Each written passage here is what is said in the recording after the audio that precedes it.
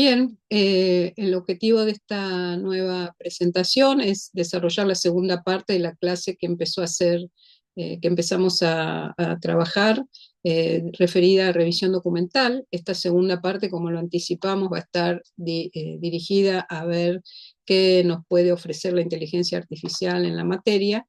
Pero primero vamos a hacer algunas disquisiciones con algún breve detenimiento acerca de qué supone la inteligencia artificial, ese gran asunto que hoy está impactando de manera muy central en distintas dimensiones de la vida social, en distintas escalas también, pero que tiene especial importancia y relevancia en lo que hace a su impacto en el ámbito académico, tanto en los procesos y en las prácticas de enseñanza como en el proceso de aprendizaje.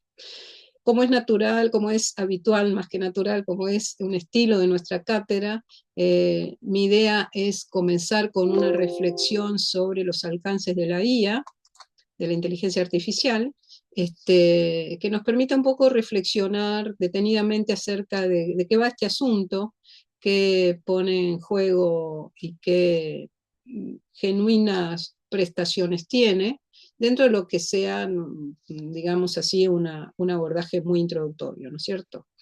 Acá tengo una definición bastante sencilla, simplificada, que dice lo siguiente, casi de sentido común, digamos, ¿no? Dice que la inteligencia artificial se basa en enseñar a las máquinas a realizar tareas que normalmente requieren inteligencia humana, como el reconocimiento de patrones, la toma de decisiones o el aprendizaje de experiencias previas. Y que obviamente que esto hacemos los seres humanos, ¿no? Reconocer patrones, tomar decisiones y aprender de nuestras experiencias. Y eso es lo sorprendente y lo llamativo aparentemente que hace posible estos nuevos recursos de inteligencia artificial. El asunto es cómo se logran esas tareas y esas competencias que tradicionalmente eran competencias exclusivamente humanas, o en principio, quizás no exclusivamente, porque en toda experiencia vital y toda inteligencia vital supone también reconocimiento de patrones, así que no podríamos decir que exclusivamente humana, pero el modo en que lo realiza la inteligencia artificial, fundamentalmente cuando trabajamos con lenguaje humano, eso específicamente es humano, ¿no? ¿Y cómo lo logra?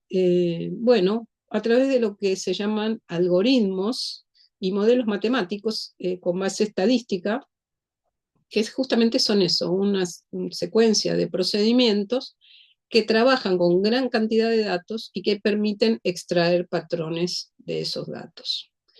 Eh, no caben dudas que la IA despierta un sinnúmero de, digamos así, de posibilidades y potencialidades que hasta hace mucho no teníamos de esta manera, de esta misma manera. Voy a sostener que de otra manera hay, obviamente, no solamente lo voy a sostener yo, sino que está a la vista, pero en lo que respecta a la incorporación de la inteligencia artificial en el campo de la metodología, ¿no es cierto? Pero también creo que asistimos hoy a una suerte de fetichización de estos algoritmos, lo llamo así, ¿no? Fetichización de los algoritmos acá en esta presentación, y a tal punto que se despliegan lo que podríamos llamar novelas rosas o novelas negras, o sea, perspectivas apocalípticas o perspectivas salvíficas en términos de lo que nos va a ofrecer la IA o lo que viene a ofrecer la IA. Por una parte, podría ser el fin mismo de la humanidad porque nos va a superar y nos va a controlar y nos va a hacer perder toda nuestra capacidad de agencia y de protagonismo en la vida social y humana, y por otro lado estarían quienes creen que esto es lo mejor que le puede suceder a la humanidad para superar todos sus males y que a través de la inteligencia artificial vendrán aquellas soluciones que no estamos encontrando o en todo caso potenciando las que ya encontramos según sea la manera en que se las mire. De acá se derivan posiciones y perspectivas que hoy tienen incluso impacto filosófico muy importante y que podría ser de mucho interés que profundicemos en ellas. A partir de esto digo, estas novelas y estas versiones, las tecnofóbicas y las tecnofílicas también las podríamos llamar, pero que en general, bueno, por lo menos en lo personal no adhiero a ninguna de ellas. Es cierto que hay mucha muchos recaudos y muchos alertas que abrir en torno a la inteligencia artificial y sus usos, muchos recaudos, repito, pero probablemente no vengan por el lado que se lo suele ubicar, al menos en ocasiones, ¿no? En términos de ese poder que podría llegar a adquirir la inteligencia artificial por sí misma. Para ubicar un poco el alcance de este fetichismo y sobre todo por el modo en que se ha masificado la inteligencia artificial, como voy a mostrar después, que tiene una larga historia, a pesar de que parece que recién llega. Lo que llega recién son ciertos recursos y ciertos desarrollos más próximos, pero tiene una larga historia la inteligencia artificial en términos de cómo se ha ido desarrollando en el tiempo esto que hoy tenemos entre nosotros. Pero me gustaría detenerme un poquito en esto que llamo el fetichismo de los algoritmos, y para eso vengo usando en algunas charlas una historia, una narrativa que recupera Humberto Eco en su obra Los límites de la interpretación, recuperando a su turno un relato de Wilkins que refiere a un cuento breve. Yo no sé qué bases tendrá, si más cerca de mitología popular o cuento literario, no se los puedo afirmar, pero que sirve, a mí me sirve didácticamente para situar un poquito estas coordenadas de lo que llamo el fetichismo de los algoritmos. Y la historia cuenta lo siguiente: dice que hay un esclavo, interesante ya, incluso los estereotipos van a ver, el esclavo analfabeto indio, que lo mandan a llevar unos higos en una canasta junto con una carta en la que se comunica el envío que se está haciendo.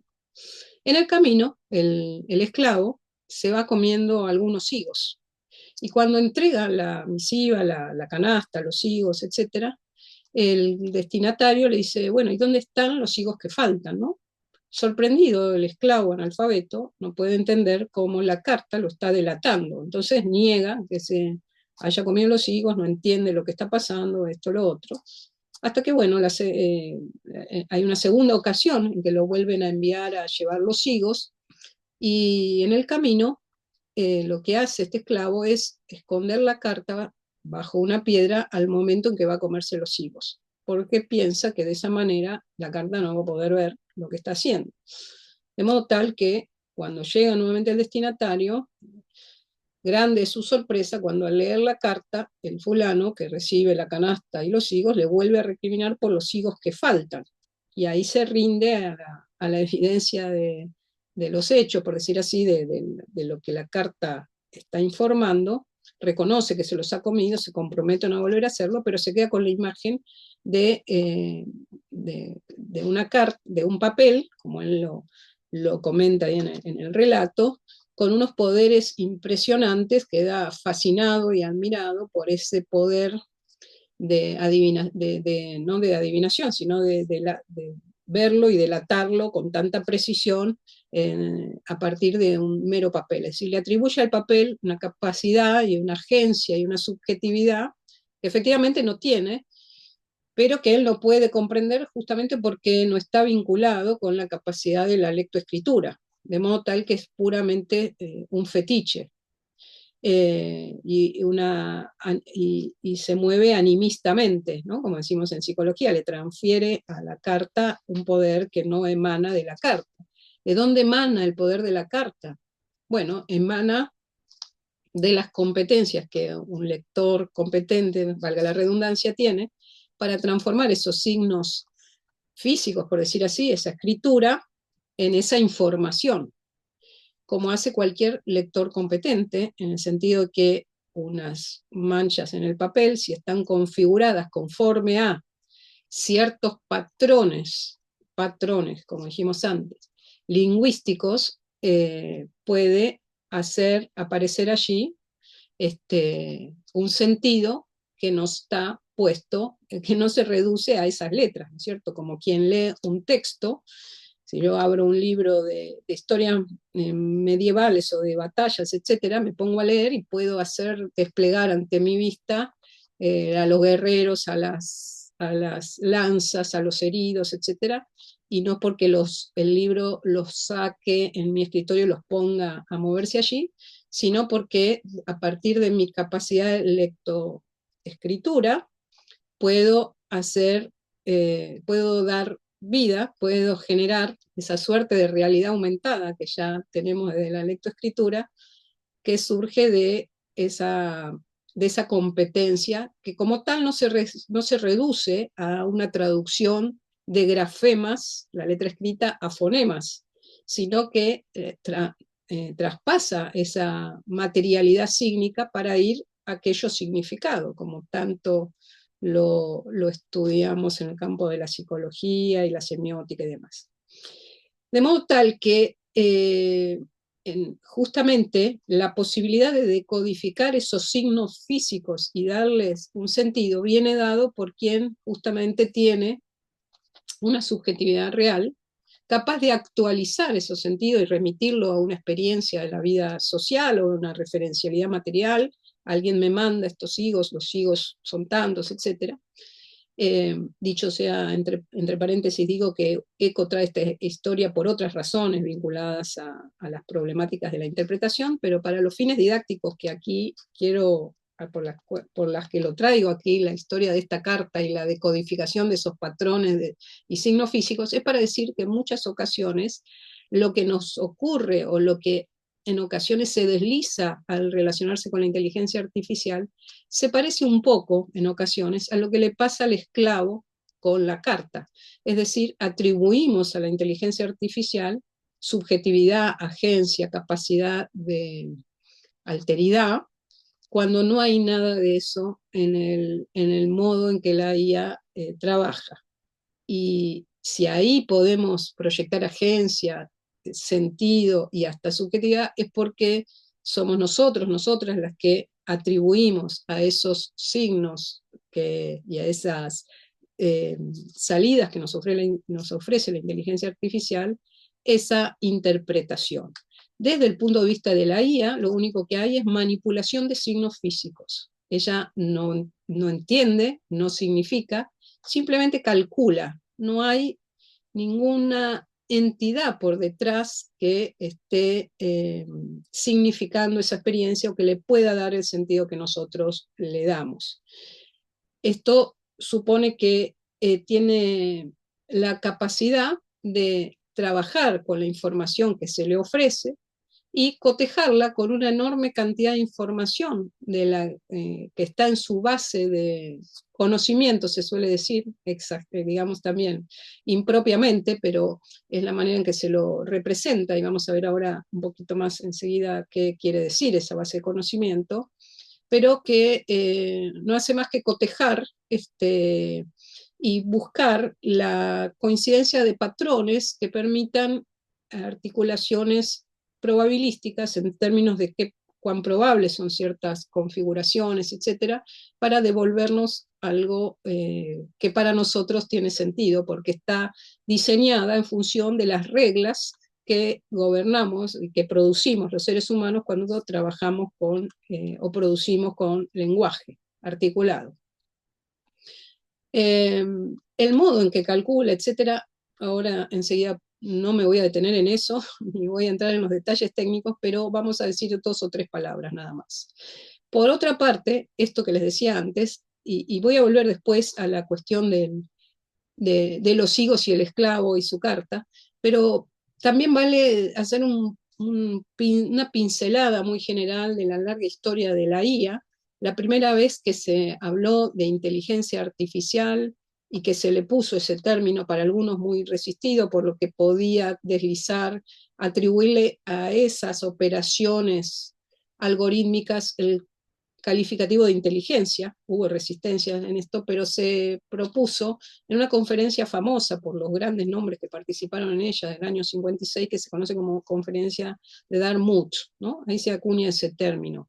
Y había una antesala de todos ellos, seguramente es bien conocido para ustedes, el famoso test de Turing, que se proponía justamente la cuestión de hasta qué punto las máquinas podían emular ahí viene una palabra importante, emular el pensamiento o lenguaje humano, ¿no?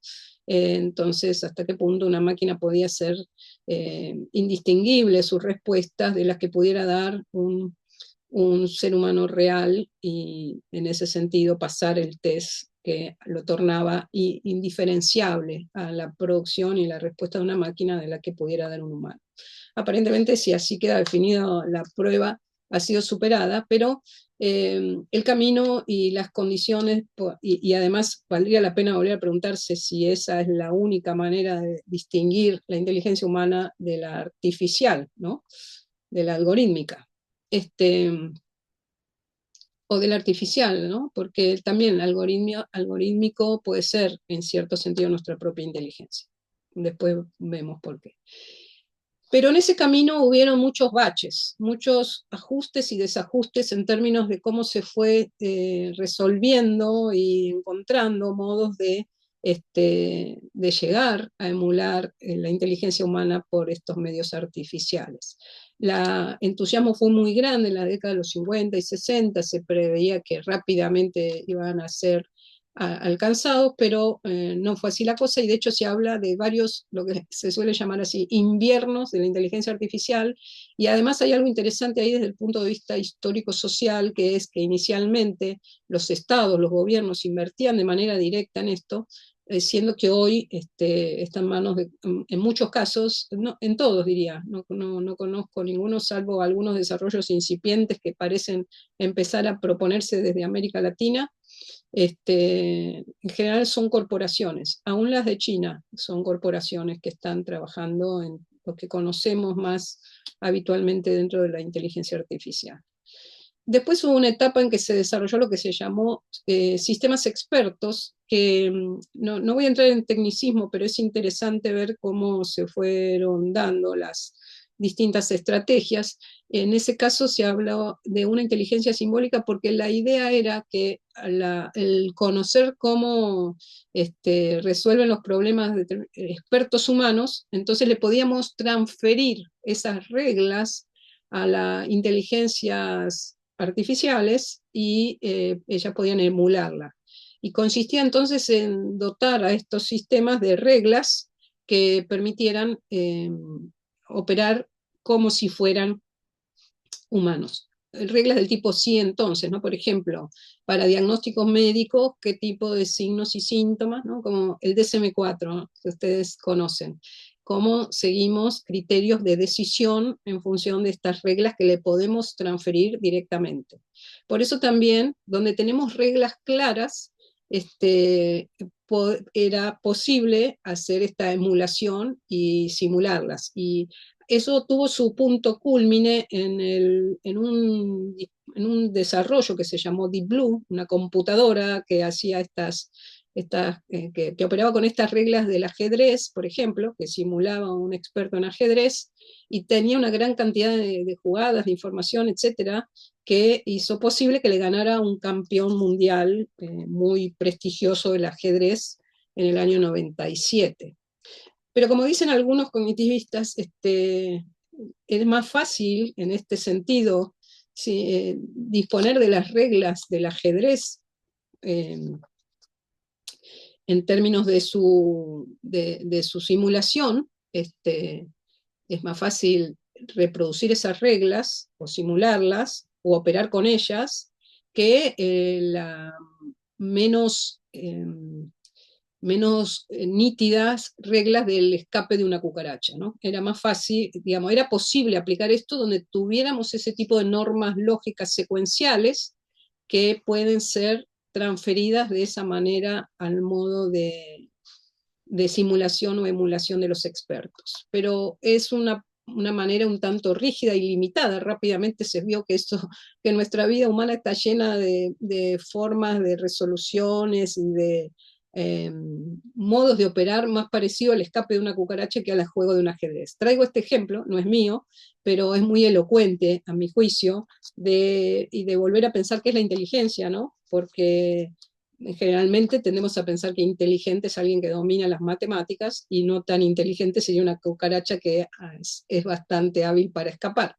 y mucho menos procedural la posibilidad de transformar esa conducta en reglas procedurales, ¿no? Entonces, se transformó en un conocimiento demasiado rígido y no ajustado a la borrosidad y a las imprecisiones de la cognición real. Y ahí surgió también, por esas épocas, y de manera independiente, se puede decir así, el auge de los modelos, o resurgieron, porque todo esto también empezó con el auge de los modelos conexionistas. Ustedes saben que primero hubo una predominancia de la metáfora computacional, de modo tal que el modelo de la computadora, se parece un poco a esta idea de los sistemas expertos, podía ser simulado podría servir para comprender la inteligencia humana, ¿no? La metáfora computacional. Pero después la cuestión se invirtió y el cerebro ese fue, y su modo de funcionar más en paralelo, más al modo de red, por eso se habla de redes neuronales, más propio para dar cuenta de este tipo de inteligencia humana y transformar, y digamos así, invertir la cuestión, tomar el modelo del cerebro para simularlo en por la inteligencia artificial, ¿no? Y eso dio lugar a lo que se conoce como aprendizaje automático, que es buena parte de lo que hoy vemos en la nueva inteligencia artificial. La inteligencia emerge de redes interconectadas como neuronas que aprenden de los datos, ¿no? Esa idea de que se puede entrenar o autoentrenar estos aprendizajes. Bueno, el gran paso adelante se fue dando porque la masa de información digital, es decir, esa cantidad enorme de información que existe hoy digitalizada en el mundo virtual, hizo posible trabajar desde otra escala de información y también con desarrollos de cómputo mucho más potentes que podían manejar ese tipo de información, que dicho sea de paso, y volviendo a este tema de las reglas y la información estructurada, no es la Big Data, una de las características que tiene es que puede trabajar con distinto tipo de información, incluso no estructurada.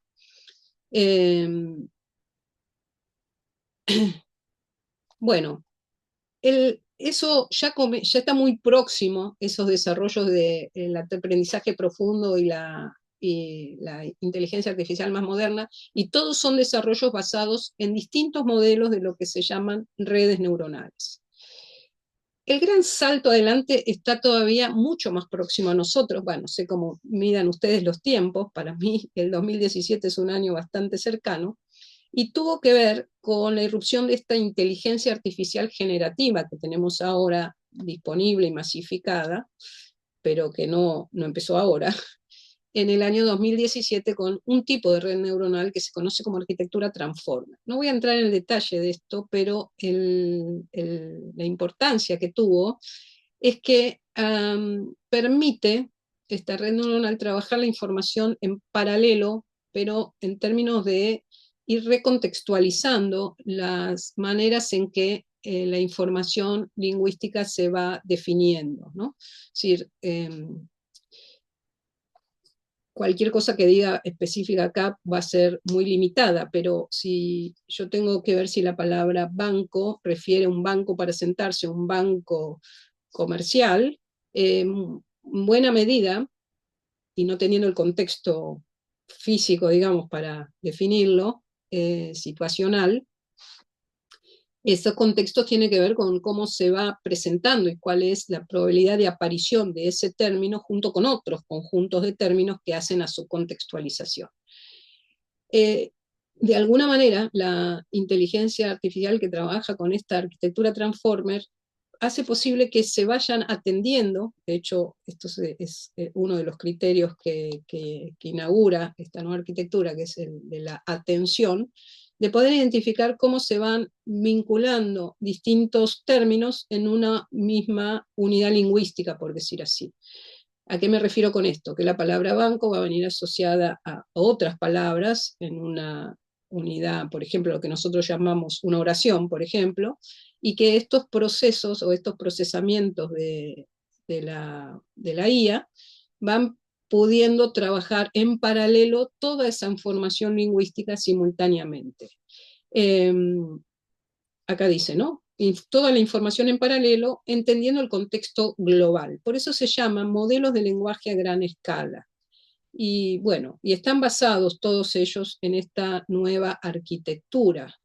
De modo tal que podemos separar las dos grandes tradiciones de la inteligencia artificial, por una parte, en lo que se conoce como inteligencia artificial simbólica clásica, que es el transferirle a los sistemas reglas explícitas, pero entonces nos deja limitados a ese conjunto de instrucciones que le vamos cargando, y que sabemos muy bien lo que hemos puesto en el sistema, porque nosotros somos los que lo alimentamos con esas reglas, pero queda limitado y queda circunscripto a aquellos tipos de tratamiento que puedan ajustarse a ellas. Mientras que la IA basada en aprendizaje automático, lo que hace es dejar que el propio sistema, en sus recurrencias, esto es muy importante, vaya tomando nota de las regularidades y de esto que comencé diciendo, la identificación de patrones que gobiernan estas producciones con las que se alimenta ese aprendizaje, que no son otras que una base de información de producciones lingüísticas concretas que los seres humanos hemos generado de múltiples maneras y que pueden recuperarse virtualmente hoy, ¿no? Entonces, lo que ocurre con esta nueva inteligencia artificial, y lo van a escuchar más de una vez, que es una caja negra, porque como acá nosotros no ponemos las reglas las va derivando el propio sistema, el propio algoritmo los va identificando. Se podría decir que una es más deductiva y otra es más inductiva, no estaría mal plantearlo en estos términos, pero por eso es una caja negra, no sabemos qué contiene, qué tipo de procesos hay ahí. No, no es sencillo para nada, no es posible siquiera, a nivel del volumen de información que está en juego, reconstruir ese hilo conductor que hace posible la salida de una cierta información una vez que se ha entregado el algoritmo.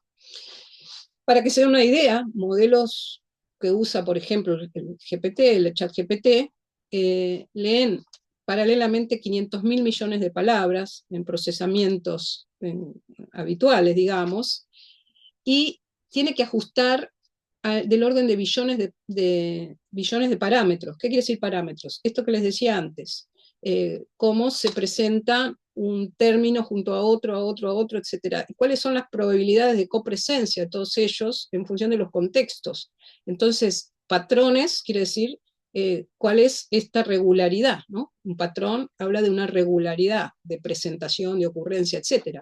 Pero lo tengo que ir chequeando. Obviamente no lo hace sobre toda la masa lingüística, todo el tiempo sobre la misma masa lingüística, pues sería, pero sí supone un gasto computacional enorme, tan enorme que hoy por hoy, tan enorme es este gasto computacional, que los servidores de las inteligencias artificiales están abriendo un problema serio desde el punto de vista del gasto energético y medioambiental, agua, etcétera, para enfriar esos recursos de procesamiento de datos a esta escala. Por eso también requiere de iteraciones, miles de pasos de corrección. Cada vez que volvemos a pasar la IA, digamos, cada vez que tiene que ajustar esos parámetros, tiene que repasar, o sea, iteraciones, volver a revisar hasta lograr una respuesta optimizada, por decir así. Por eso es optimizada, y por eso, ¿qué quiero decir con esto? Que por eso se equivoca, y por eso hace cosas a veces impredecibles, o alucina, o manda fruta, como se dice coloquialmente, porque así salió, así es lo que pudo. Obviamente, cuanto más entrenado está y cuanto más ajustes se pueden hacer, etcétera, etcétera, se van mitigando esos sesgos. Pero los sesgos no llamaría sesgos, los sesgos también tienen que ver con esto. Lo que acabo de decir recién no son sesgos estrictamente, son derivas de estas iteraciones y de estos ajustes que el propio sistema despliega, pero que no necesariamente pueden ser controlados y predecibles. No necesariamente no pueden ser predecibles porque resultan de cada nueva iteración que va sacando. Hay que decir además, y esto es muy importante y muy soslayado muchas veces, que la IA requiere muy centralmente del trabajo de seres humanos concretos, concretitos y reales. Por una parte, yo dije antes de la base de entrenamiento y de aprendizaje de la inteligencia artificial. Eh, Eso se hace con enorme cantidad de información lingüística. Lingüística, ¿qué quiero decir? O textual, pero también puede ser imágenes, sí, es cierto, pueden ser imágenes. En todo caso, corrijo, lo de lingüística, depende cuál tipo de inteligencia artificial estemos entrenando, pero toda la información que le pongamos a estas IAs ha sido producida por seres humanos, eso no cabe en dudas. Entonces, y eso es tan problemático que hoy, por ejemplo, no tendría que detenerme mucho en esto, pero hoy, por ejemplo, la parte de imágenes, etcétera, o de obras literarias y demás, hace que la IA aprenda de esos recursos y algunos artistas o autores de obras literarias, etcétera, están demandando a las corporaciones porque después ellas, las inteligencias artificiales, ellas vieron como las subjetivamos, pero se presenta la inteligencia artificial como creativa cuando en verdad lo que no hace más que retrabajar a los patrones que ya encuentra y se ha entrenado con lo que los artistas, los poetas, los literatos, etcétera, o poetas o poetisas, etcétera, han producido como esa base de conocimiento. Entonces, hay todo un proceso de depurar la información con la que se va a entrenar a estos algoritmos, que eso lo generan seres humanos, tanto en términos de selección del material que va a entrar o no va a entrar en su base de entrenamiento, por más que sean millones de unidades de información lingüística, de imágenes o de sonido, y también reconocer que los seres humanos son los que han producido esa información, no es que surge de la nada. La IA no tiene historia, no tiene entidad, no tiene corporeidad, no tiene ninguna condición para poder producir ese conocimiento o esa información, vamos a llamarla así más prudentemente, pero no deja de ser producción de la cultura humana. Y en esa fase de preentrenamiento se la deja en general a que el algoritmo corra y vaya buscando regularidades que encuentre en esa base de información que se le brinda. Por eso es tan importante cuál es la base de información que se le brinda. Y ahí sí vienen los problemas de sesgos, pero muchas veces son los sesgos que reproducen nuestros propios sesgos humanos, ¿no es cierto? Por ejemplo, no solo muchas veces, sino que a ver cómo lo puedo expresar con el cuidado y la importancia que esto tiene. Por ejemplo, les voy a dar un ejemplo. Hay un estudio hecho por el MIT que mostró que cuando se pretendió usar la inteligencia artificial para evaluar riesgo de reincidencia en reclusos, es decir, en prisioneros, para decidir medidas este, de liberación, etcétera, o libertad de distinto tipo, según las figuras jurídicas, la inteligencia artificial tenía un sesgo bien notorio a sobrecalificar como sujetos con riesgo de reincidencia aumentado a latinos y a población negra. Y claro, se puede decir que si fue entrenado con las bases de conocimiento que tienen la información judicial, supongamos que sean en Estados Unidos el trabajo, la información judicial disponible es probable porque el sistema judicial tiende a ser sesgado hacia el tipo de criminalización según raza, procedencia, etc. O sea, ese racismo que reproducía la IA era un racismo que ya existía en las bases y en la tradición de la vida judicial norteamericana. Y fue muy difícil que no pecara de eso, entre comillas, porque así era la información que tenía. Entonces, esos sesgos están siempre presentes, como los sesgos de género, etc. Incluso esos sesgos de entrenamiento tienen repercusión para nosotros en los países del sur, nuevamente, y por eso hay países hoy como Brasil, Chile, no me acuerdo si México también, que están pensando en desarrollar una IA latinoamericana, porque las bases de entrenamiento de estos sistemas están fuertemente centrados en información que predomina en el norte. Y eso hasta de predominio de aprendizaje con lengua inglesa, por ejemplo. Entonces, todo eso tiene después consecuencias. Y hay este proyecto de una IA latinoamericana que suena muy interesante.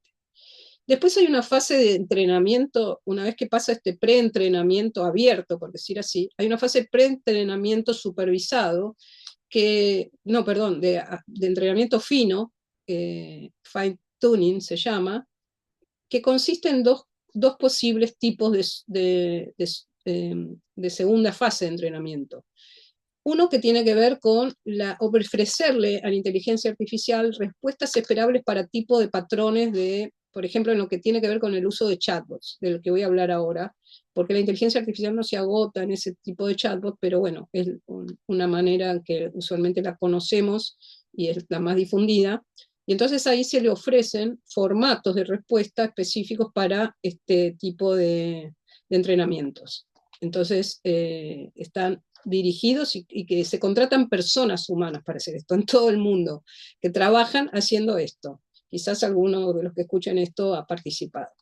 Y después hay entrenamientos específicos para funciones muy específicas que se desarrollan recursos de inteligencia artificial para dominios específicos, como este que les decía de el área judicial, pero también puede ser médica o psicológica, que ya hay de estos desarrollos vinculados por ejemplo, a diagnósticos médicos, etcétera, que, bueno, dependen cómo se usen, pero se desarrollan exclusivamente para el trabajo en esos dominios y son muy focalizados, por eso se dice así, ajuste fino, ¿no es cierto?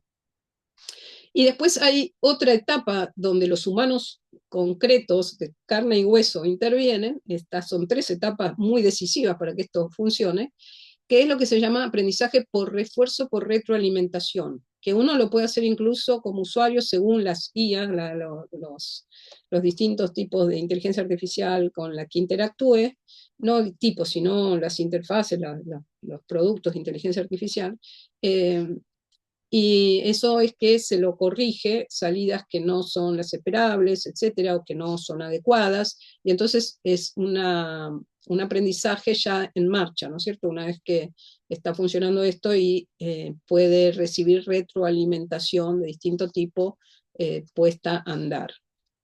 Bien. Eh,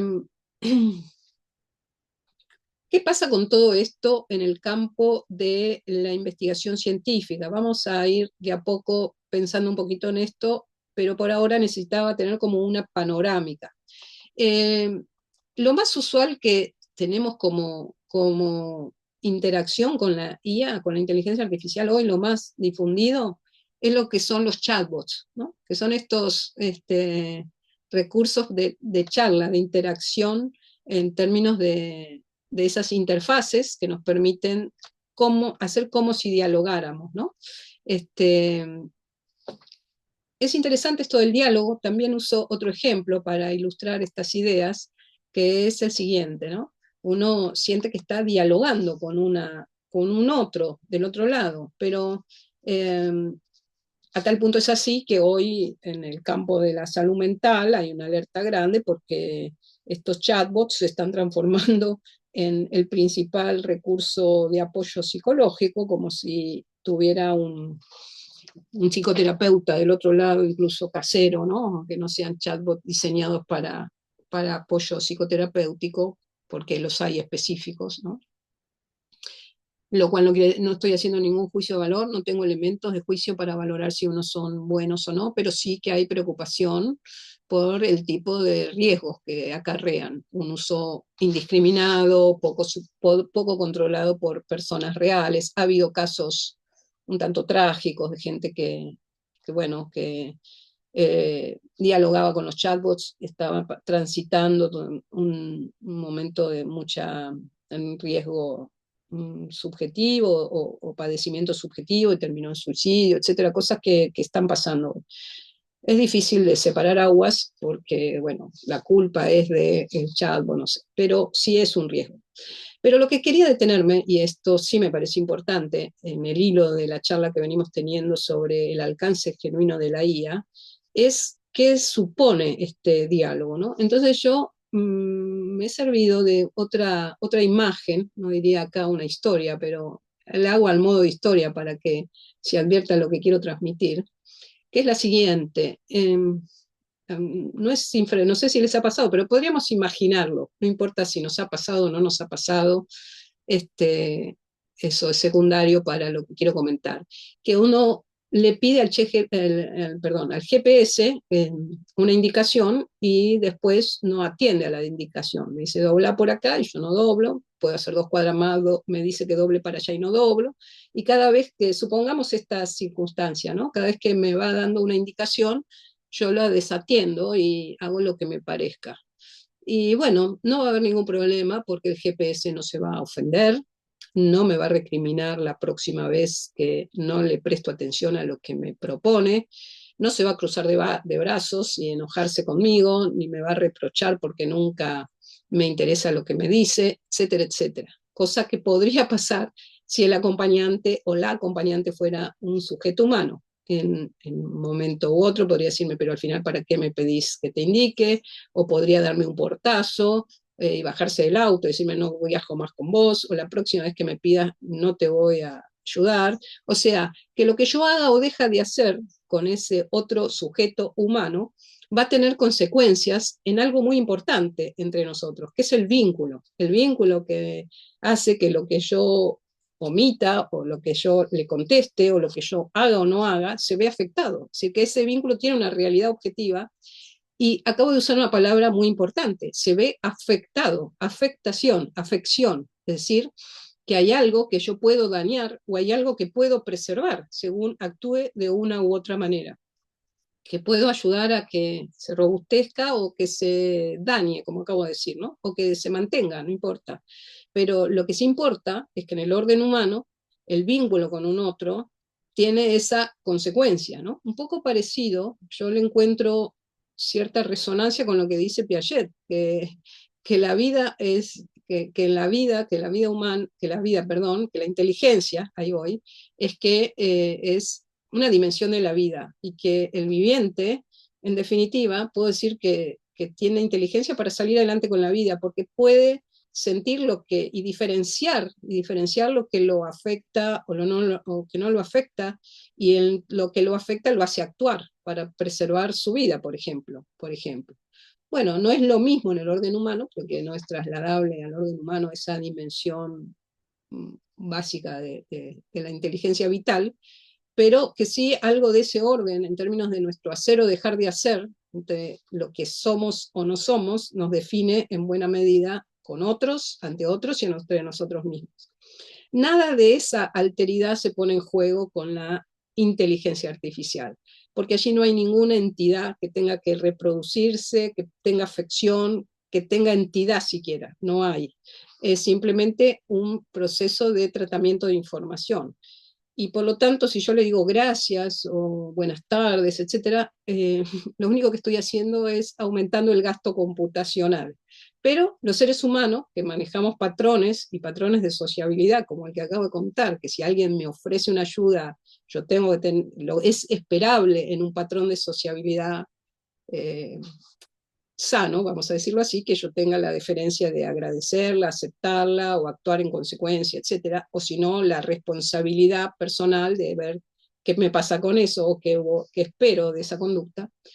En el caso del chatbot, digamos, digo, ¿por qué le decimos gracias o necesito esto y le hablo con amabilidad? Porque esos son mis patrones, los patrones sociales con los que yo me manejo. Entonces, acá dice que una computadora está diseñada para simular una conversación con un humano a través de texto o de voz, y que para eso utilizan técnicas de lenguaje. Pero una cosa es simular una conversación y otra cosa es tener una conversación, un diálogo. No hay diálogo, hay una simulación de un diálogo, ¿no? Entonces, utilizan técnicas de procesamiento del lenguaje para comprender las entradas del usuario y generar respuestas. ¿Qué pasa cuando yo le hablo a un chat GPT? Pues lo que hay del otro lado es esto, ¿no? Servidores que están trabajando estos son servidores de inteligencia artificial, de una capacidad de cómputo altísima, que pueden procesar y procesar billones de unidades de información, como dijimos antes. Eso es lo que hay del otro lado del gracias. Me dirá de nada, muy bien, un gusto ayudarte siempre. Otra cosa que se ve en algunos chatbots es que empiezan a ser aduladores y eso también, bueno, tiene su lado bueno y su lado malo, ¿no? En épocas en las que vivimos que alguien nos adule y hable bien de nosotros y diga cosas buenas, siempre es muy agradable y hace que nos amiguemos mucho con ese chatbot. Pero bueno, generalmente es mejor si esto viene de un entorno más humano, por decir así. Pero, en fin, son las novedades que traen estos recursos, ¿no? Y fíjense que el chat GPT justamente es un ejemplo de un chat que incluye esta referencia al transformer, ¿no? Dice transformador generativo preentrenado desarrollado por OpenAI. Acá hay algo también muy interesante, ahora me voy a referir a eso, vinculado a qué cosas están detrás. ¿De acuerdo? Cuando hablamos de la base de datos, nuevamente hay que volver a mirar qué y cómo se están manejando estos recursos de IA, ¿no? Bueno, esto ya no agrega novedad a todo lo que dije, creo, espero. Utiliza una red neuronal de transformadores para generar texto coherente y relevante en respuesta a una entrada de texto, modelos entrenados en grandes cantidades de texto para aprender recursos. Bueno, lo que quería mostrarles es que hoy los chatbots son muchos, hay muchos tipos de chatbots.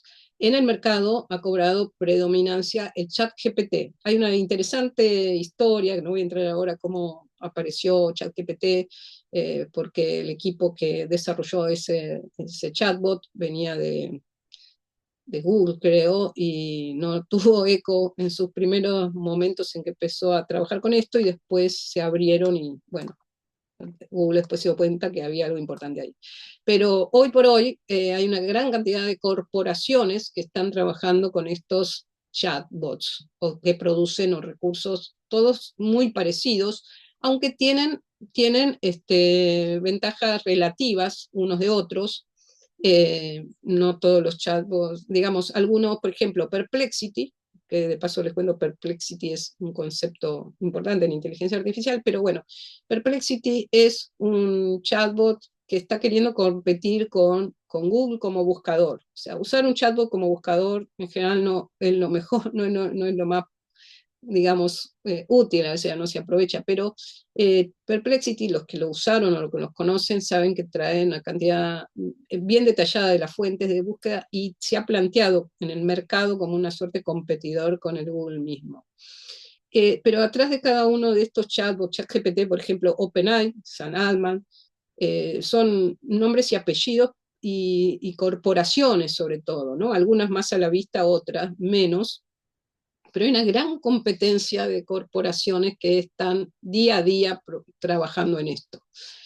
Se parece, nuevamente creo que lo comenté cuando hablaba de los bases de datos, pero si no, no importa, lo que digo es que se parece un poco al tema de las vacunas también, porque acá cuando DeepSeek, la historia de DeepSeek es muy interesante porque es el chatbot chino, que lo recomendaría, no tengo ninguna cuestión con los chinos, pero es bastante equilibrada la salida y muy útil. También Claude, digamos, algunos son más técnicos y otros más coloquiales, ¿no?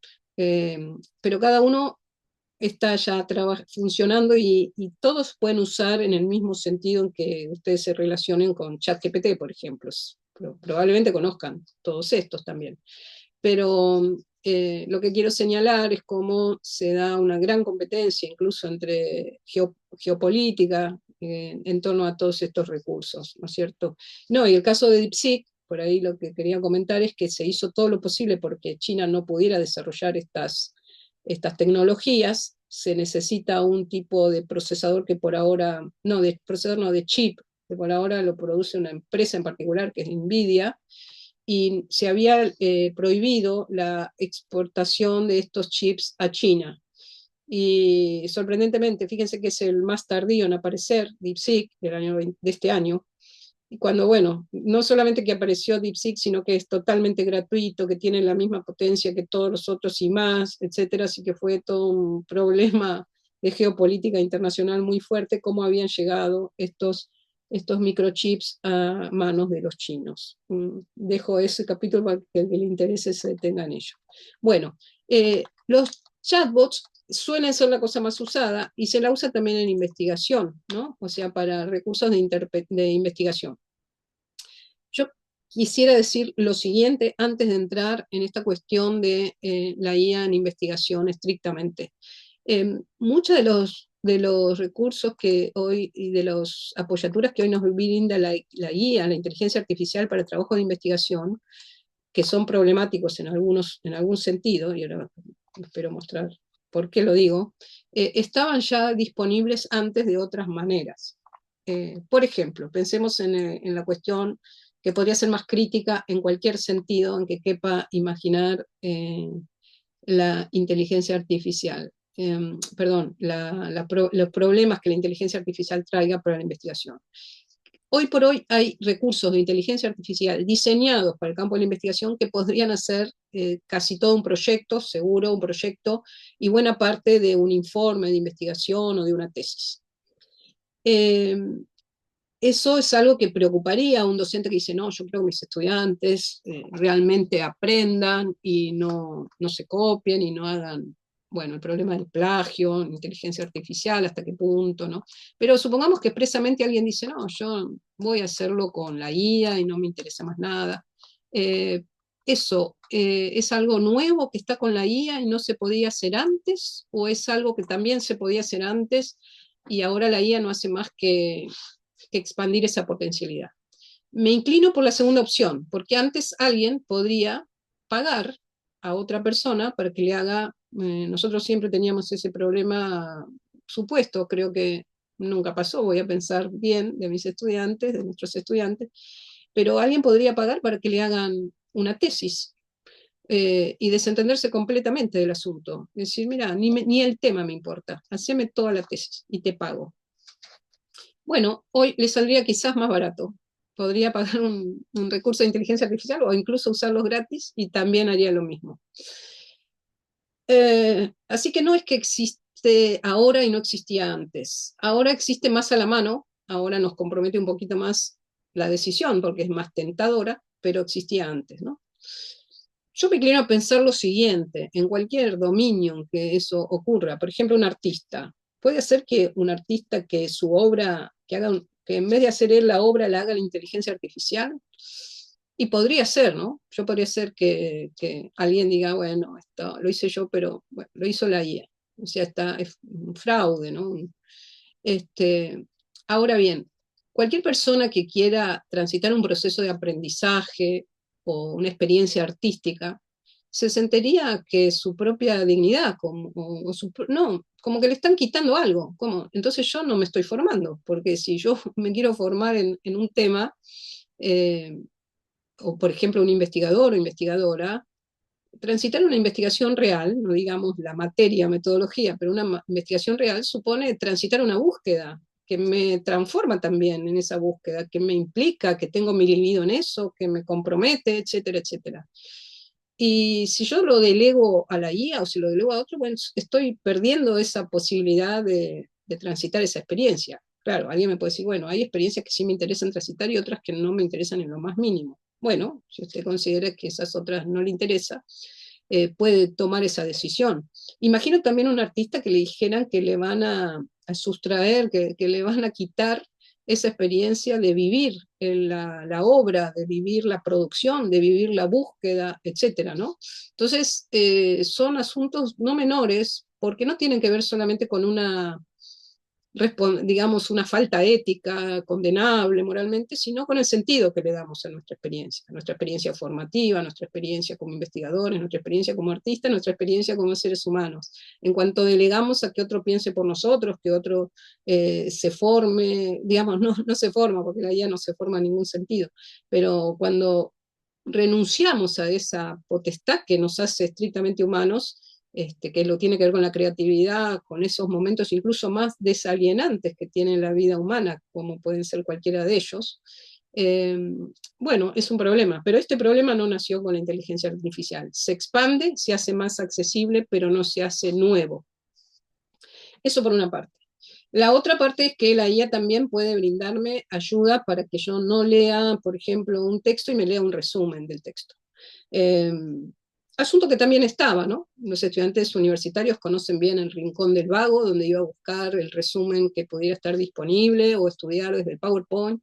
Y en ocasiones es útil, en ocasiones es necesario, incluso alguien que trabaja 12 horas y está cursando como puede. Bueno, a veces es la manera de acercarse a un tema, no creo que sea condenable per se, pero hay ocasiones en que eso también nos limita, esto que decíamos antes, el aprendizaje, ¿no? Uno puede estudiar Hegel con un resumen, pero se lleva una versión muy reducida. Es cierto que a veces eso muestra que solo las personas que tienen un cierto nivel económico, que no tienen que trabajar, que tienen, etcétera, el tiempo, y yo les diría que sí, que tienen, alguien que dijera eso tiene razón, los que trabajamos y estudiamos, etcétera, nos formamos así trabajando y estudiando, sabemos lo diferencial que es la línea de largada, pero saber también ser consciente que eso se pierde algo, ¿no?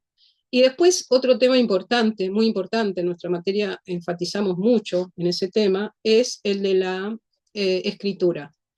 ¿Por qué? Porque lo enfatizamos, por ejemplo, en los exámenes y demás, porque escribir, nuestro querido profesor Samaja enfatizaba mucho esto en su momento, escribir no es un agregado a un agregado instrumental, es el momento en que uno puede articular ideas, desarrollarlas, hacerlas aparecer, cosas que aparecen cuando escribe y que no las tenía antes en la cabeza, y se puso a escribir y es un aprendizaje y una competencia per se. Yo imagino que nadie que estudie psicología o que sea un futuro psicólogo o psicóloga podría prescindir de esa capacidad de producir un escrito sobre un caso para comunicar a una familia, a una escuela, a un área judicial, a lo que sea. Si una persona que tiene capacidad reflexiva tiene también que tener la capacidad de escritura, porque se alimentan mutuamente, ¿no? El método de la reflexión, nosotros que estudiamos los métodos peircianos, están íntimamente vinculados a la articulación y a la coherencia argumental, al encadenamiento de ideas, etcétera, que se logra a través de la escritura. Bueno, todo eso puede hacer hoy una inteligencia artificial, puede hacernos una tesis, puede hacernos una revisión, un marco conceptual completo, sin que nosotros escribamos un renglón de ese marco. Hay recursos de inteligencia artificial para hacer todo esto específicos, que no son los chatbots. Yo voy a mostrar hoy un recurso en particular, más vinculado a la revisión documental, que hace muchas de estas cosas que les cuento, pero hay muchos otros, y eventualmente en la cátedra poco a poco vamos a ir incorporando para que no renegamos, yo por lo menos no reniego de esos recursos, creo que hay que usarlos, porque además de todos estos que un poco estoy satanizando, así como, no sé cómo decirlo, como hablando del mal que nos puede traer, creo que son muy potentes en otro sentido. Creo que hoy la inteligencia artificial, sobre todo en estos recursos de simulación de diálogos y demás, tiene algo que es de enorme riqueza y de enorme potencialidad, que es lo siguiente. Uno tiene la posibilidad de dialogar o hacer como que dialoga, para no ser autocontradictoria, con la inteligencia artificial en temáticas que en ocasiones requerirían un trabajo enciclopédico mayúsculo o poder dialogar con alguien súper experto en esos temas. ¿Y por qué ocurre esto? Siempre con los riesgos y las alertas que hay que tener, y eso es importante decirlo. Porque de alguna manera lo que la IA nos trae es lo que no diría la humanidad, pero una buena parte de la disponibilidad de información que existe sobre ese tema la tiene accesible y la puede articular para que se presente como un diálogo. Y muchas veces, y sobre todo si uno maneja un tema, puede ser un recurso amplificador de enorme riqueza y potencia para muchas etapas del proceso de investigación, o para incluso esa etapa tan importante como es la de empezar a elaborar un tema, etcétera, de investigación. Entonces, a lo que quiero llegar es a lo siguiente, no contra la IA, sino con la IA, ¿no? Con la inteligencia artificial. Y lo mismo pasa con tener un problema, etcétera. Cualquier investigador que sabe, que ha transitado esa experiencia de tener un problema, yo suelo decir que, ¿cómo sé que tengo un tema de investigación? Muchas veces porque el tema me tiene a mí, ¿no? Eso no creo que le pase a un estudiante de grado, pero a un investigador, investigadora, a esos que ustedes leen y que se han apasionado por sus asuntos, se han apasionado porque se han implicado subjetivamente en esas búsquedas, ¿no? Como decía Piaget en la autobiografía, cuando dice, bueno, yo al final de tantos años, largos 80 años tenía cuando escribía, dice, siento que le he dado vueltas a una pregunta que me irrumpió, me nació en la adolescencia, ¿no? Es como que lo implicó de esa manera, ¿no? Toda una vida dedicada a sus búsquedas. De modo tal que me parece que la inteligencia artificial puede ayudarnos mucho, puede acompañarnos, puede potenciar muchísimo y en ese sentido la cuestión es ver cómo la incorporamos y cómo contribuye a ese pseudo diálogo amplificador de las búsquedas. Y es en ese sentido muy buena y muy útil. Y ahí también quisiera aclarar algo importante en relación a la metodología de la investigación y la inteligencia artificial, que es lo siguiente. Eh, Nosotros enseñamos metodología y partimos del supuesto, como ustedes habrán leído sobre la ciencia reconstructiva, la antiprocedimentalista, etcétera, pero partimos del supuesto que hay regularidades que los investigadoras y las investigadoras siguen, que son las que puede analizar la metodología como disciplina metacognitiva inclusive, porque ¿de qué se ocupa? Y bueno, la metodología es como una suerte de algoritmo de identificación de patrones.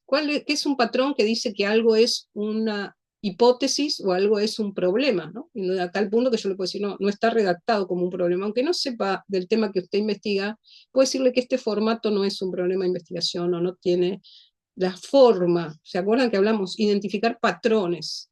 Entonces, por eso también la inteligencia artificial puede trabajar en el campo de la metodología con tanta pertinencia, porque de lo que se trata es de identificar los patrones que rigen lo que es un problema, lo que es una hipótesis, lo que es un dato o lo que no es. Entonces, usualmente lo que justamente viene a mostrar la inteligencia artificial, que la metodología tiene alguna razón de ser como disciplina, porque lo que ha hecho tradicionalmente, o por lo menos desde esta perspectiva que nosotros defendemos, es identificar esos patrones. Dicho esto, y transferirlos, ¿no? Y decir, bueno, dominar la metodología se pone dominar el modo de funcionamiento de estos distintos patrones. Dicho esto, vamos a adentrarnos un poquito en las cuestiones procedimentales. Me quedan muchas cosas en el tintero, estoy se me está haciendo más largo de lo que imaginaba, pero bueno, acá vamos. Un prompt. Cuando trabajamos con chatbots, cualquiera de los chatbots, en general lo que está en juego es las instrucciones, ¿no? Una de las cosas que está pasando también con esto, como con toda la tecnología, es como vamos perdiendo referencias lingüísticas porque usamos las que nos vienen puestas con la tecnología, ¿no? El prompt, que es un prompt, una instrucción, eso es un prompt, y que tiene cierto formato también, hablando de los formatos, o modos de trabajarse.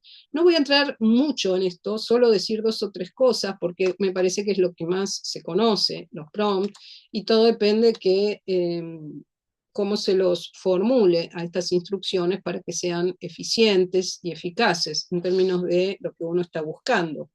Hay distintos criterios que tienen que ver con la calidad y la precisión de lo que se le pregunta, la ambigüedad en términos, evitarlas, ¿no? Evitar la ambigüedad, cosas que en investigación conocemos bien, proporcionar contexto, que es muy importante porque nosotros en la vida habitual, en la vida humana, social, etcétera, estamos siempre en contexto para relacionarnos en función de nuestros diálogos, por ejemplo. En este caso, yo soy profesora, se supone que estudiante, entonces, ¿en qué contexto se da esta charla? ¿En calidad de qué me está hablando? ¿En calidad de qué tengo que responder? Entonces, eso hay que suministrárselo porque no tiene contexto, por definición, no lo tiene. Porque es simplemente un conjunto de signos lingüísticos que uno le pone ahí en el chat. Bueno, y después se puede, eh, una de las cosas que tiene esto, que es muy económico en el sentido que no nos cobran, aunque no es económico computacionalmente, como ya les comenté, puede iterar tantas veces como quiera, es decir, volver a probar a ver hasta cuánto, hasta que va obteniendo una respuesta refinada de lo que está buscando en función de ese chatbot. Supongamos que le queremos preguntar por alguna información bibliográfica, que desde ya digo algo, ¿no? Porque puse este ejemplo un poco después me arrepentí, pero ya está. No les diría, no les aconsejo buscar bibliografía por los chatbots.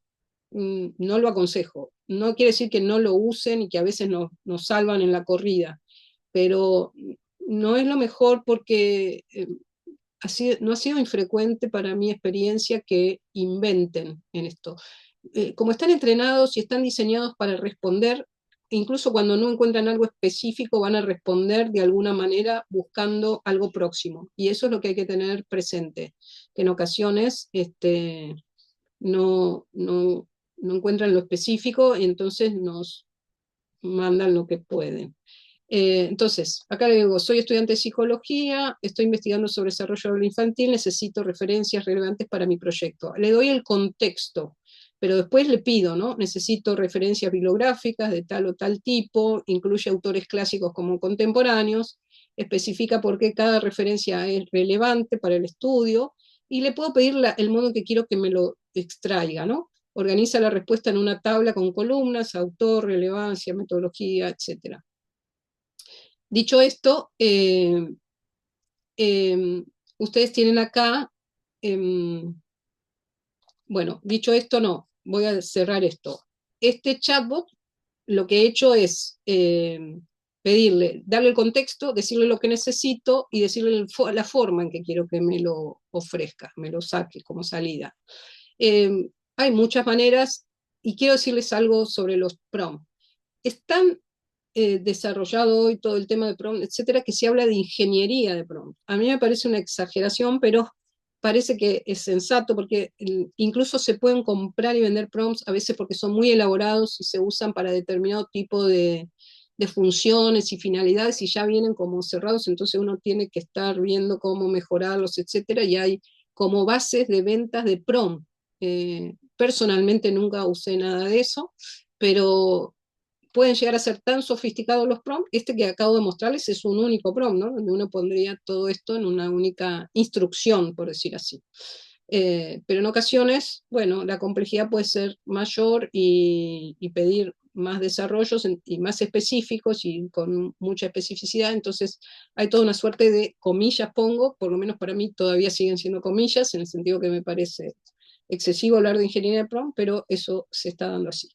Herramientas para metodología de investigación hay muchas, incluso las que están señaladas ahí no agotan y no todas son estrictamente de investigación, como no son estrictamente de investigación los chatbots, cualquiera de los chatbots, acá hay varios chatbots nombrados, pero sí hay algunos recursos que son específicos de investigación. De todos esos recursos yo voy a usar y voy a mostrarles uno por ahora, que está vinculado justamente al tema que nos ocupa, que es el de la revisión documental. Así que corto un momentito y vuelvo por el programita este, la interfaz esta de revisión documental. Bien, bueno, acá estamos en una interfaz para la búsqueda bibliográfica que se llama elicit.com. Elicit es un gestor, es una interfaz de inteligencia artificial, así creo que es conveniente llamarla, para revisión documental fundamentalmente, pero hace varias cositas más. Tengo que decirles que desde que yo empecé a usarla ha cambiado bastante y hace parte de cosas que están pasando hoy muy centralmente con la inteligencia artificial, que todos los días hay desarrollos, mejoras y sobre todo también hay competencias entre distintas prestaciones de inteligencia artificial y recursos que hacen que ocurra esto que les digo, que cada 2 por 3 nos encontramos con cambios sobre todo en las ofertas de recursos y demás que brinda. Este recurso por ahora, lo voy a decir así, tiene una ventaja también que ofrece varias prestaciones de manera gratuita, pero también ha limitado otras tantas que solo se accede a partir de la suscripción, el pago. Y bueno, no es muy caro, tampoco es muy barato, pero bueno, ahí están los planes, ahí donde dice mejora están los planes de suscripción, etcétera. Yo les voy a mostrar algunas cuestiones que ofrece con la versión gratuita. Verán ustedes que acá dice informe de investigación, un poco lo que les dije antes, puedes sacar un informe a partir de la revisión documental, hace una revisión sistemática, eso quiere decir que las revisiones sistemáticas en la revisión documental son un tipo peculiar de revisión, mucho más exigente, exhaustivo y pautado acerca de cómo revisar acabadamente una bibliografía. Hoy por hoy, las revisiones sistemáticas pueden dar lugar a un artículo en sí mismas y de hecho este recurso saca revisiones muy bien organizadas. Creo que brinda una sin pago, porque me da la impresión que en algún momento hice alguna, pero por lo pronto hay que pagar para eso. Y lo más frecuente, digamos, o por lo menos yo lo uso más frecuentemente para a veces buscar bibliografía. De cualquier modo, así como les voy a mostrar las prestaciones que brinda, también, como lo hicimos cuando hablamos de las bases de datos documentales, las limitaciones que podrían presentarse, porque lamentablemente no es que resuelve todo lo que uno podría necesitar para la revisión documental por distintas razones. Pero bueno, pero sí que es una gran ayuda, sí que facilita y agiliza tiempos y en ese sentido, bueno, es conveniente saber que existe y poder usarla, ¿no es cierto? Lo primero e interesante que tiene, y que eso no lo tenía al comienzo y lo he ido incorporando, es que tiene una suerte de ayuditas para la formulación de la pregunta. Entonces, voy a poner una pregunta, recién estaba viendo qué pregunta, una pregunta muy general, un poco abierta, para ver si me brinda recomendaciones de cómo formularla.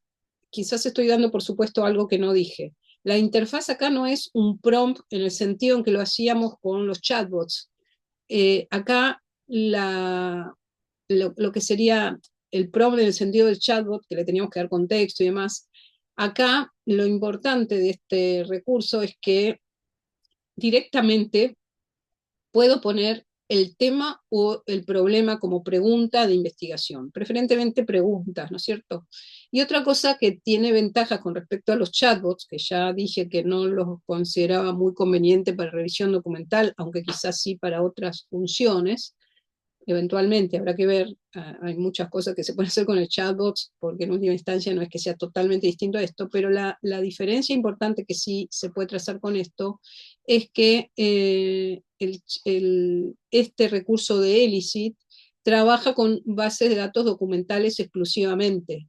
Eso es una diferencia muy importante con un chatbot, que está abierto a su base de información en sentido muy amplio. Entonces, cuando trabajamos con Elicit, estamos trabajando exclusivamente con una base, con la interfaz que va a recuperar información de una base de datos documental. Entonces, la pregunta, supónganse que yo le haga de pregunta cuáles son las dificultades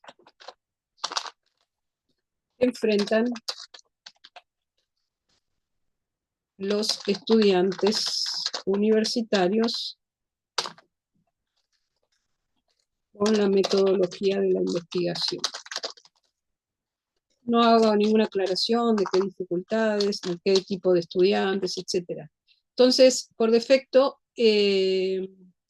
aquí me propone correcciones, dado que está muy amplia, que pueden ser las siguientes, ¿no? Me dice, fíjense cómo está puesto abajo. Quiero decirles también que la interfaz está diseñada sobre todo para escribir y trabajar en inglés.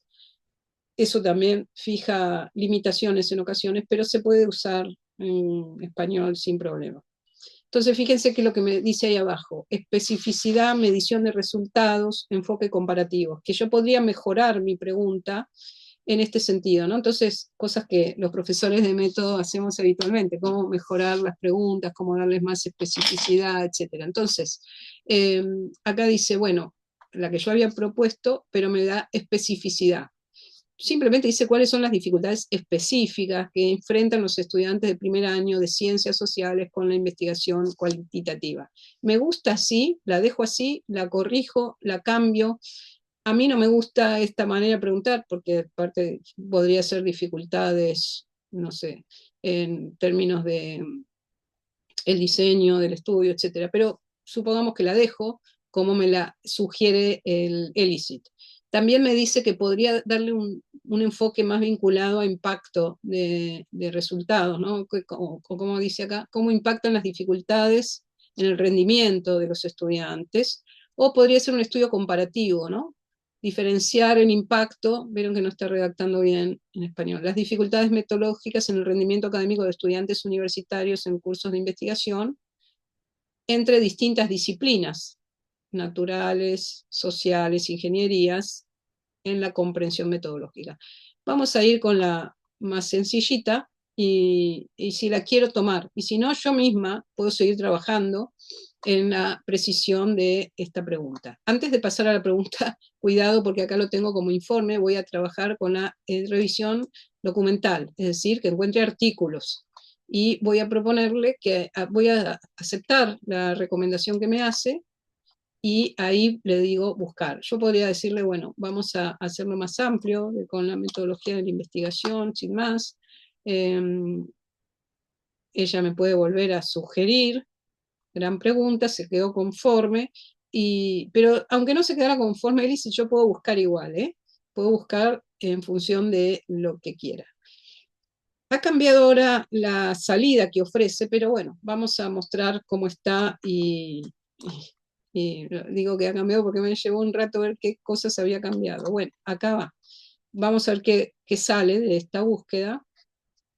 Obviamente, como ustedes pueden imaginar, eh, un plan de mejora, o sea, pagando, uno tiene más resultados o mejores resultados, etc.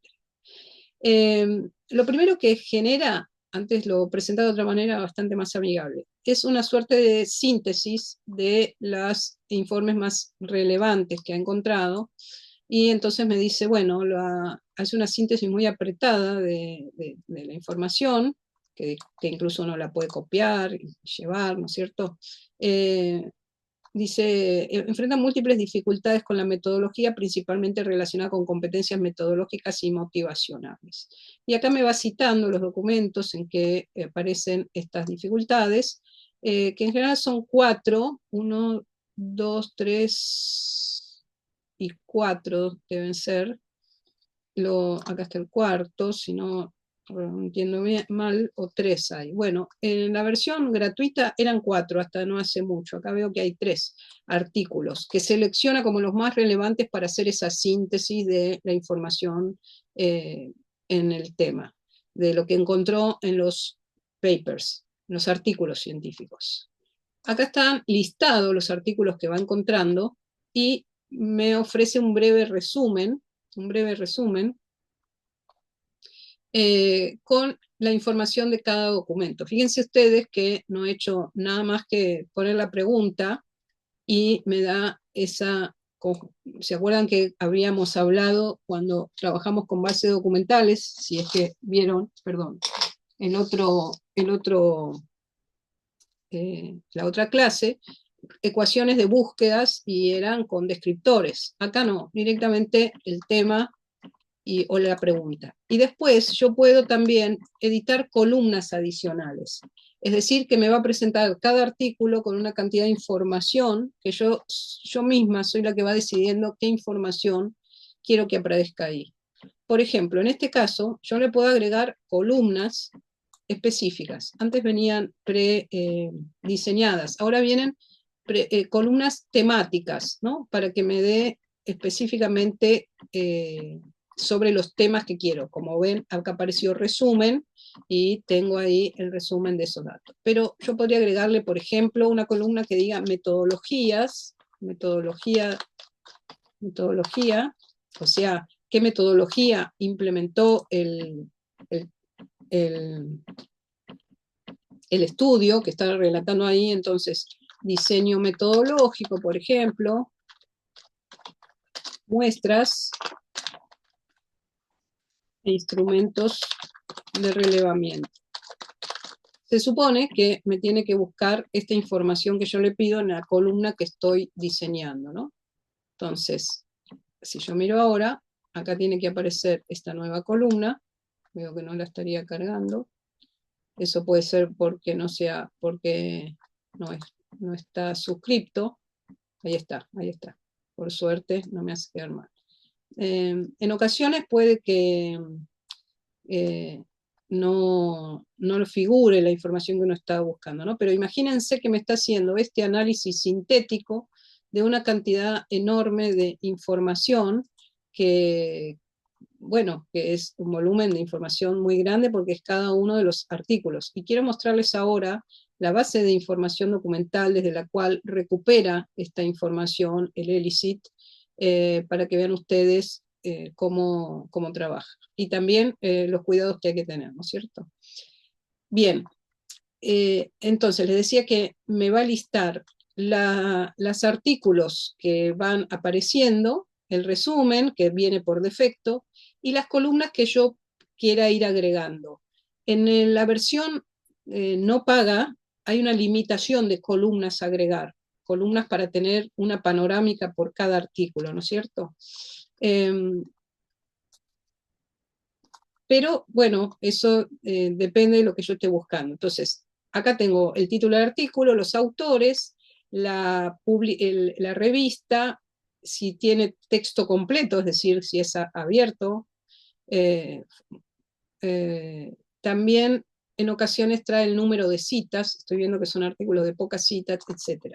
Uno puede buscar con criterios más específicos, por ejemplo, ponerle filtros, como hacíamos con las búsquedas tradicionales, y decir que quiero desde cierto momento a la actualidad, no quiero toda información de cualquier periodo, sino tal periodo, que quiero cierta calidad de revistas, de más o menos este, calidad, según la exigencia que uno tenga trazada, ¿no es cierto?, desde el punto de vista del criterio de... Vamos a poner todo por las dudas porque no sé si hay muchas. Bueno, también esto es muy interesante. Recién les decía lo que es una revisión sistemática. Si uno cuando está, no sé si lo comenté la vez pasada en la otra clase, pero si cuando uno está buscando revisiones sistemáticas, perdón, cuando uno está trabajando un tema y encuentra un estudio que dice revisión sistemático, puede ponerse muy contento o contenta si es próximo al tema que uno viene investigando, porque en una revisión sistemática me va a dar una panorámica sobre el tema que ya otro se tomó el trabajo de generarla y me va a brindar un aporte a mi propia búsqueda, a mi propio estado del arte muy potente, ¿no es cierto? Después pueden ser ensayos clínicos, estudios longitudinales, etcétera. No lo voy a filtrar por ahí. Y puedo pedirle que contenga palabras claves o que no las contenga, ¿no? Cualquiera de los dos criterios. Son todos criterios para refinar las búsquedas o focalizarlas, ¿no es cierto? También puedo ordenar los textos que, digamos, los artículos que busque por los más citados. Supónganse que quiero ver, bueno, ordename toda la información por los artículos más citados, y acá tengo uno de 9 citas que miro si me sirve. Eh, el resumen dice, el resumen analiza cuestiones generales de la metodología y la pedagogía de la investigación, pero no aborda específicamente. Bueno, acá hay algo interesante y ya es un primer alerta vinculado al ELICIT. En ocasiones, al igual que hacen los chatbots, cuando yo le pido algo con criterios muy restrictivos, puede empezar a buscar información que esté próxima pero que no sea específica. Y eso hay que controlarlo cada vez, porque me va a sacar una cantidad de artículos que no me sirvan directamente, pero me lo aclara en general. Bueno, esto puede ser, pero no es específico, no encuentro exactamente, ¿no? Entonces, como ya acá le pedí que me los ordene por lo más citado y también una restricción de, miren que les puse un único filtro, ¿no? Una restricción de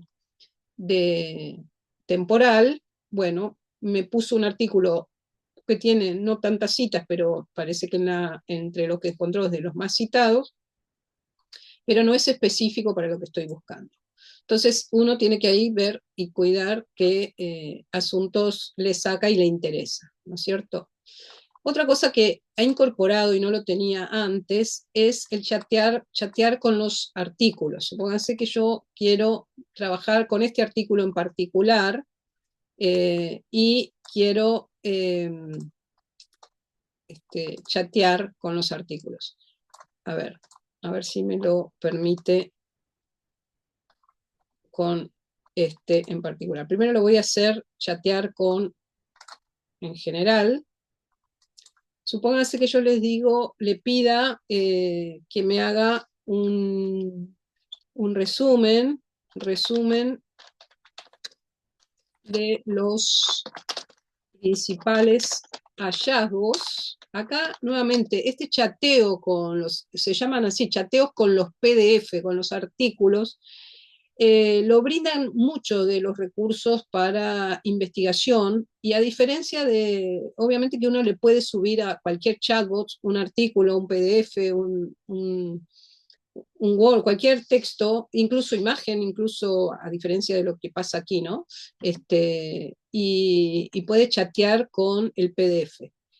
Bueno, acá lo mismo, y casi todos los recursos de inteligencia artificial para investigación brindan esta posibilidad porque a uno le permite sacar información más orientada a lo que está buscando y encontrar la referencia específica también. Entonces, los principales hallazgos identificando dificultades de los estudiantes según tipo y impacto en sus rendimientos. A ver si puede encontrar algo. Está pensando que vamos a ver si arroja algo más de lo que ya me ofreció, ¿no? Basándose en los estudios, dificultades epistemológicas, es lo que quería mostrarles. Si yo le pido que me clasifique por tipo, por ejemplo, eso es muy útil porque obviamente ya me hace como una precategorización de las, en este caso, de las dificultades que va encontrando, y para cada caso me brinda la referencia del texto, ¿no es cierto? Dificultades epistemológicas y conceptuales, dificultades curriculares y didácticas, dificultades tecnológicas de aplicación, dificultades motivacionales y actitudinales. Y después viene la segunda parte que le pedí, impacto, ¿no es cierto? Insisto que estas salidas que nos brinda así a primera mano, si uno tiene la versión paga, suelen ser bastante más amplias, bastante más o sea, incorpora, si ustedes miran los distintos planes que brinda este recurso, va incorporando más y más prestaciones al respecto. Si uno quiere entrar al artículo que ha encontrado, voy a cambiar bueno, voy a que este es de acceso abierto. Vamos a ver si hay alguno que no sea de acceso abierto, porque quiero mostrarles solo resumen. A ver, acá. Yo puedo entrar al artículo o a lo que tenga disponible, generalmente eso depende de cómo venga, dentro de ELICIT, todavía estoy dentro de ELICIT. Acá me da el resumen, la metodología que puedo extraer, y puedo ir a la fuente, al documento, perdón, a la base documental de donde toma ELICIT. Y esto es muy interesante y muy importante. ELICIT trabaja con una base documental que se llama Semantic Scholar, que tiene en su, fíjense lo que dice ahí, ¿no? 229 millones de artículos que vienen de distintos campos y demás.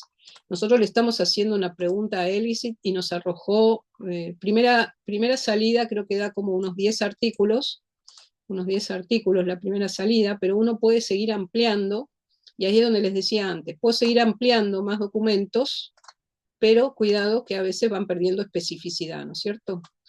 Quiero tener un minutito en este Semantic Scholar, que es una base documental y un buscador documental muy útil, interesante, pero también con ciertas límites, como todo lo que, porque uno dice, bueno, 229 millones, todo tiene que estar acá. Y no todo está acá, como decíamos la vez pasada, a pesar de que obviamente suena a que es mucho, ¿no es cierto? Es que es mucha información. Bueno, algunas prestaciones que tiene Semantic que uno puede acceder una vez que pasa por la interfaz de Elicit, aunque tengo que decir que también se puede buscar en Semantic Scholar como tiene también un recurso de inteligencia artificial y demás, ¿no? Lo que pasa es que Elicit está diseñado estrictamente para elaborar estas interfaces y estas salidas en la búsqueda de documental. Bueno, nos brinda a ver un minutito, nos brinda el resumen del texto, cómo citar también en distintas normas de citación, APA, Chicago, etcétera, y podemos copiar esas citas y además nos da las referencias bibliográficas y algo más que trae Eliseth, que es bueno y no tan bueno según como se lo mire, que son los artículos relacionados. Y digo no tan bueno porque a veces cuando estamos buscando un tema y empezamos a ver artículos relacionados, uno no termina más con la búsqueda, ¿no es cierto? Pero bueno, tiene sus ventajas también tenerlo allí, etcétera. Como ven acá, no está disponible el artículo, no sé por qué razón, pero bueno, en principio, en general, debiera estar, ¿no?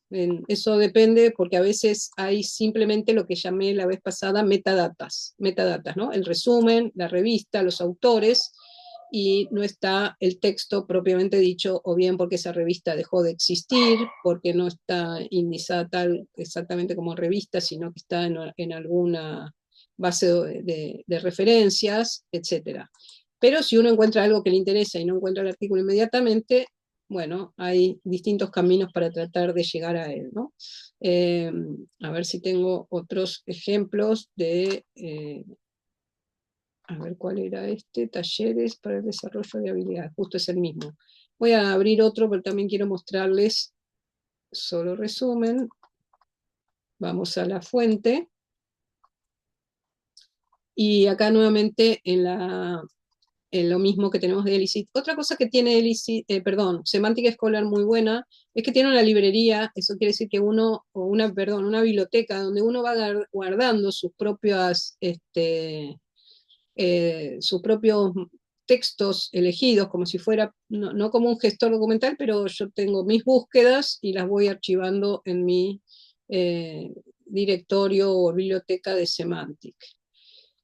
Acá tenemos un artículo que sí, aparentemente tiene el PDF, veremos si lo tiene, ¿ven? Y todas las citaciones muy buenas están porque nos dicen ya todo cuántas citas tiene, si es abierto, con el famoso candadito, si el artículo es abierto o no es abierto, y puedo ir al PDF. Si está disponible, lo voy a ver directamente, y si no, voy a ver nuevamente las metadatas y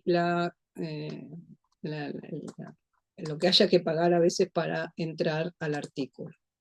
Bueno, esto de manera muy rápida y muy sucinta, algunas de las prestaciones que nos da Elicit. Voy a volver acá. Y informe de investigación. Esta es otra salida que nos brinda, un poco más elaborada, ¿no? Estábamos viendo cuáles son los obstáculos más frecuentes que encuentran los estudiantes universitarios con la metodología de la investigación. Vamos terminando por ahí. Y el informe de investigación, si yo le pido esto, bueno, ven acá me dice, ¿qué tipo de estudio necesitas? 50 fuentes de la pantalla, extracción de hasta 10 fuentes. Claro, ¿qué pasa? Me saca 50 fuentes, pero de esto me va a extraer 10 fuentes para el informe. Si yo quiero más información, acá dice, explora 500 fuentes y me hace un estudio de 25 fuentes, artículos, o si quiero 500 fuentes y me hace un estudio de 40 fuentes. Entonces, como estoy en la versión gratuita, va a sacar 10 artículos, a ver, utilizaremos hasta 10 extracciones de fuentes de las 20 restantes en este ciclo de facturación. O sea, estoy en una versión gratis y entonces va a elaborar el informe. Y entonces recupera fuentes, está haciendo todo el proceso. Esto es lo que les digo hace un momento, ¿no? Acá no tengo que hacer nada, solamente esperar que me genere el informe, fuentes relevadas identificadas 50, en función de mi pregunta, que no la corrigió, dicho sea de paso, y está elaborando ahí el análisis de los datos para sacar el informe final de mi estudio.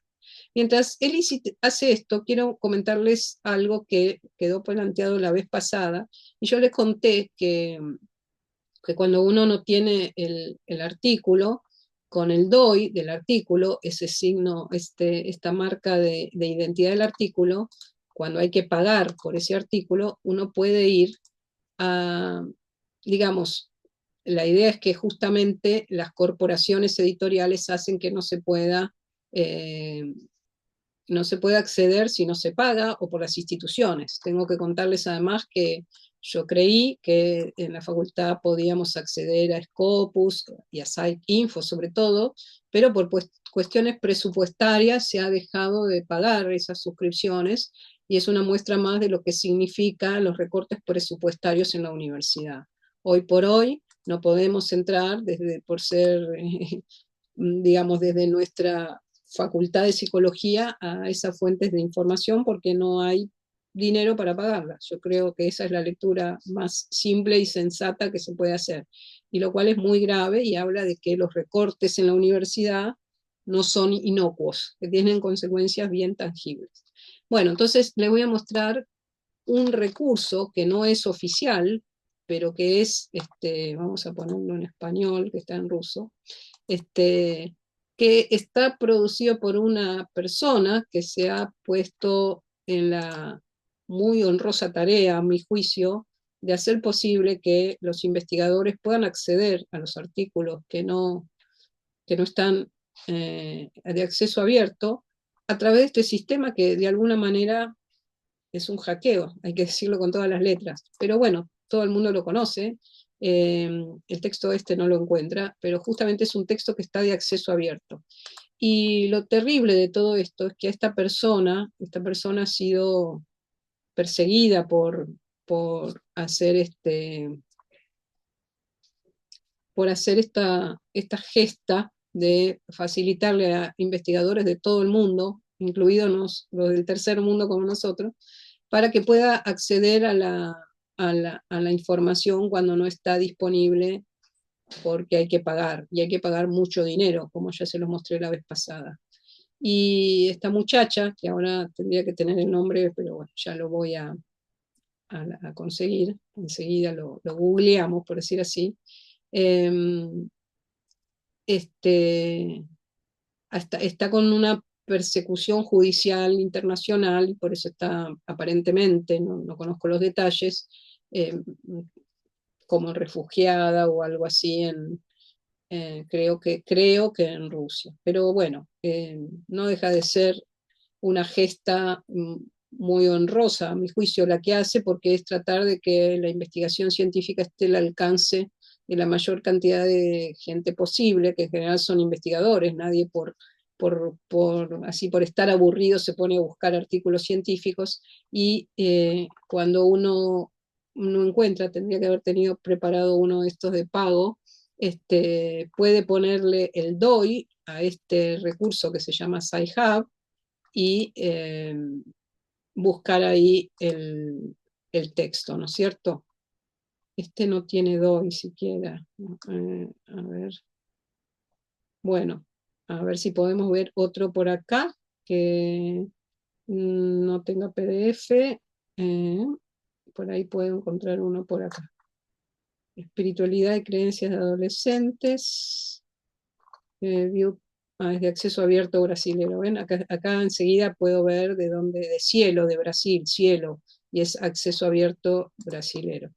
Porque Cielo de Brasil ya les mostraba la vez pasada que entonces quiero buscar uno que no tuviera.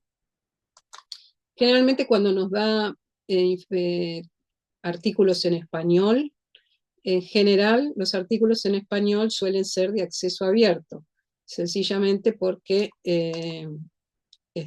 nuestras revistas, como les comentaba la vez pasada, tienden a privilegiar, uy, qué cantidad de citas tiene, vamos a ver.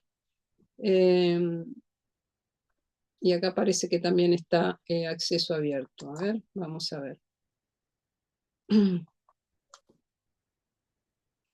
de cualquier modo, yo puedo ver si está el DOI. Hay que buscar dónde está el DOI, que no lo encuentro. Bueno, estas cosas suelen pasar cuando uno está haciendo la receta online, eh, en vivo, por decirlo así, no online, sino en vivo, y no le encuentro el DOI. A ver si es este, a ver si es este, DOI.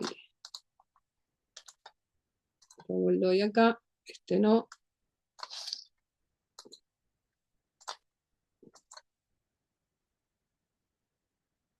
Ahí está, ¿ven? Ahí me dio, y no sé si este era por pago.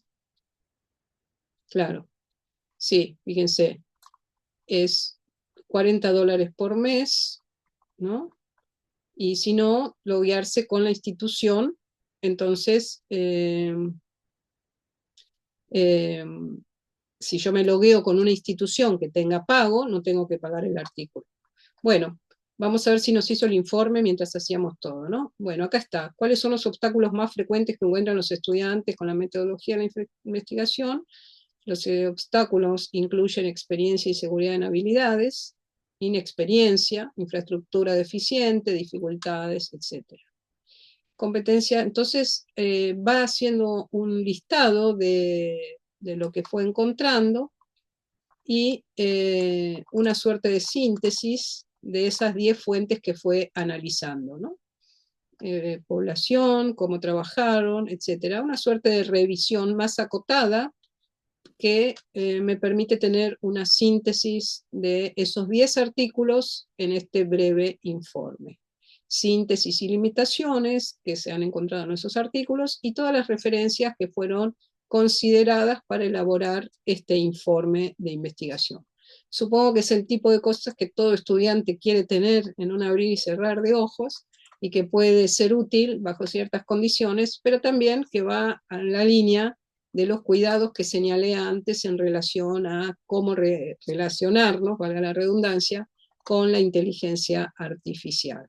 Bueno, por ahora dejamos por acá, hay muchas cosas más para considerar, tanto del propio ELICIT, uno puede cargarle documentos y textos y subirlos y trabajar incluso eh, con esos documentos propios y no solo y no con los que busca, es decir, no abiertos, sino una vez que tengo seleccionados los documentos, puedo trabajar con ellos.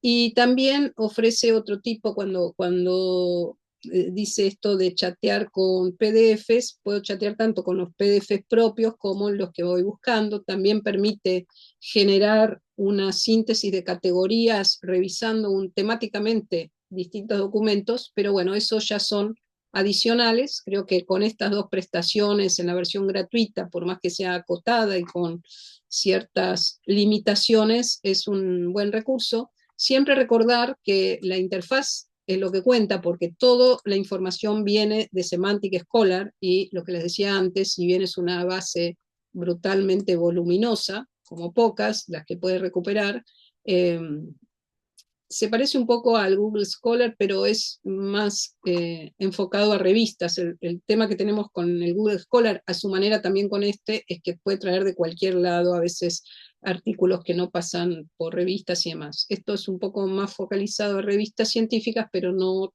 tampoco no exclusivamente. Y eso no quiere decir que una vez que Elicit me haga la búsqueda, los documentos que me salgan es todo lo que puede haber y encontrarse en esa materia. Y por eso a veces si necesito algo más refinado, más específico, es conveniente volver a las bases de datos documentales bien concretas, bien específicas, o incluso a esas pretenciosas como Scopus o PsycInfo y chequear si esta información que el ELICIT toma decisiones acerca de esos 229 millones de artículos, ¿cómo me sacó estos 10? ¿Se dan cuenta? Entonces, nunca me puedo quedar con la decisión única y unívoca del ELICIT, sobre todo, ya no digamos para un curso de metodología puede ser, pero para hacerme una tesis y una tesis más importante, etcétera, bueno, hay que tener cierto cuidado con los criterios que lleva adelante la interfaz de inteligencia artificial. Bien, esto es todo entonces.